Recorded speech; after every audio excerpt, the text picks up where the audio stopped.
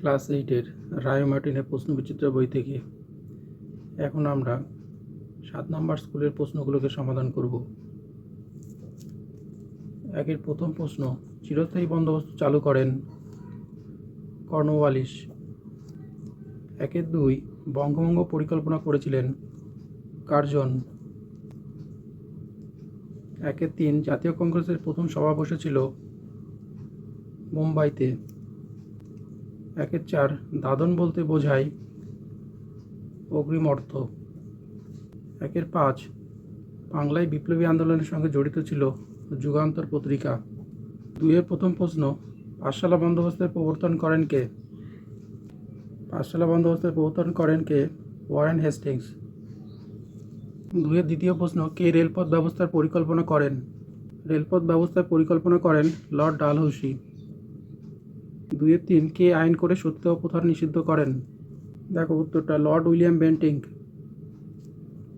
2-এর 4, বাংলায় কত খ্রিস্টাব্দে নীল বিদ্রোহ শুরু হয়? বাংলায় কত খ্রিস্টাব্দে নীল বিদ্রোহ শুরু হয়? 1859 খ্রিস্টাব্দে। 2-এর 5, 19 শতককে সভাসাময়িক যুগ বলেছেন কে? ঐতিহাসিক অনিল শীল। ভারত মাতা চিত্রটি কার আঁকা? অবনীন্দ্রনাথ ঠাকুরের। 7 নম্বরে আছে, কে জাতীয় মেলা প্রতিষ্ঠা করেছিলেন? কে জাতীয় মেলা প্রতিষ্ঠা করেছিলেন? নবগোপাল মিত্র। 8 নম্বরের প্রশ্ন আছে, কাকে মুসলমান সমাজের রামমোহন বলা হয়? দেখো স্যার সৈয়দ আহমেদ খানকে। 2-এর 9, অবশিল্পায়নের ফলে কোন কোন কুটির শিল্পের সর্বাধিক ক্ষতি হয়? তাঁত শিল্প, কাঠ শিল্প এবং চর্মশিল্পের ক্ষতি হয়। 10 নম্বরে বলেছে, মহলওয়ারি বন্দোবস্ত কত খ্রিস্টাব্দে প্রবর্তিত হয়? দেখো 1822 খ্রিস্টাব্দে। 3-এর, ক স্তম্ভের সঙ্গে খ স্তম্ভ মিলিয়ে লেখো। 3-এর প্রথম প্রশ্ন, হিন্দু প্যাট্রিয়ট। হিন্দু প্যাট্রিয়ট হচ্ছে, এটা হচ্ছে নীল বিদ্রোহ। 3-এর 2, বাহাদুর শাহ জাফর শেষ মোগল সম্রাট। 3-এর 3, রাজা রামমোহন রায় সতীদাহ বিরোধী আন্দোলন। 3-এর 4, বিজয়কৃষ্ণ গোস্বামী ব্রাহ্ম সমাজ।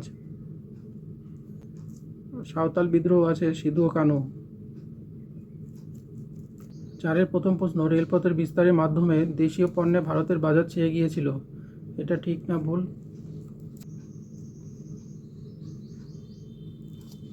4-এর দ্বিতীয় প্রশ্ন, 1794 খ্রিস্টাব্দে চিরস্থায়ী বন্দোবস্ত চালু হয়। তবে ভুল।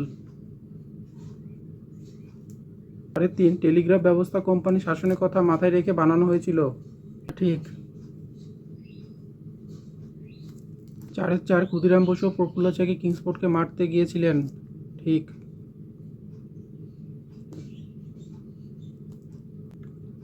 4-এর 5, নরমপন্থীরা চরমপন্থীদের কার্যকলাপকে 3 দিনের তামাশা বলতেন।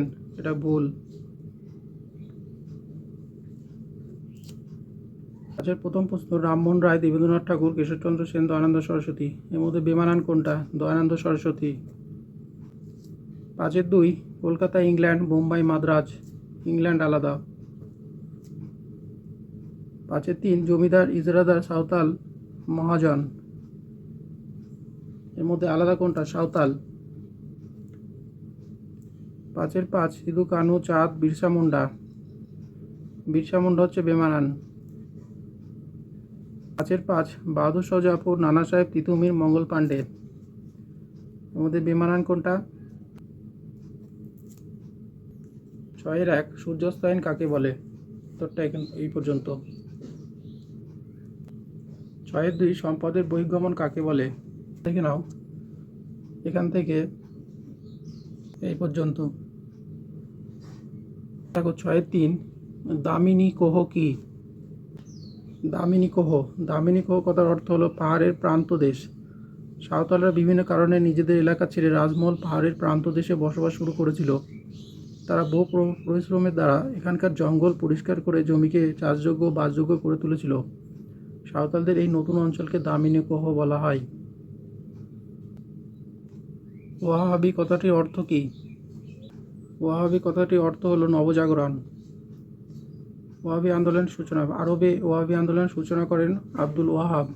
তার আদর্শে অনুপ্রাণিত হয়ে রায়বেরেলির সৈয়দ আহমেদ ভারতে ওয়াহাবি আন্দোলনের সূত্রপাত করেন। তার মতাদর্শে উদ্বুদ্ধ হয়ে বাংলাদেশে ওয়াহাবি আন্দোলন শুরু করেন তিতুমির। 6-5 পরাজী কথাটির অর্থ কী? দেখো, অর্থ পরাজী কথাটি ফরাসি শব্দ থেকে এসেছে। এর অর্থ আল্লাহর আদেশ। পরাজী আন্দোলন 19 শতকে ভারতে মুসলমানদের মাধ্যমে ইসলামের পুনরুজ্জীবন নিয়ে যে আন্দোলন চলেছিল তা পূর্ব বাংলায় পরাজী আন্দোলন নামে পরিচিত হয়। পরাজী আন্দোলনের প্রবর্তক ছিলেন হাজী শরীয়তুল্লাহ। 7-এর প্রথম প্রশ্ন, নব্যবঙ্গ বা ইয়ং বেঙ্গল কাদের বলা হয়? নব্যবঙ্গ আন্দোলন কেন ব্যর্থ হয়? থেকে এই পর্যন্ত। 7-2 গিলবার্ট বিল কি? এখান থেকে এই পর্যন্ত। 8-এর প্রথম প্রশ্ন, সমাজ সংস্কার আন্দোলনে ডিরোজিওর ভূমিকা কী ছিল? উত্তরটা এখান থেকে।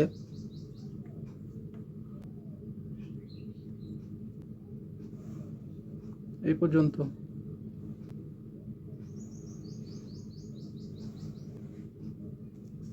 8-2 বঙ্গভঙ্গের বিরুদ্ধে স্বদেশী আন্দোলন কী রকম ছিল? এখান থেকে এ পর্যন্ত।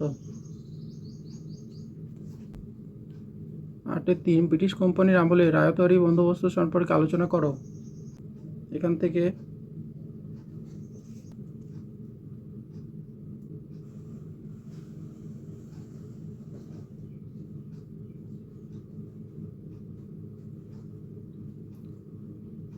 এই পর্যন্ত।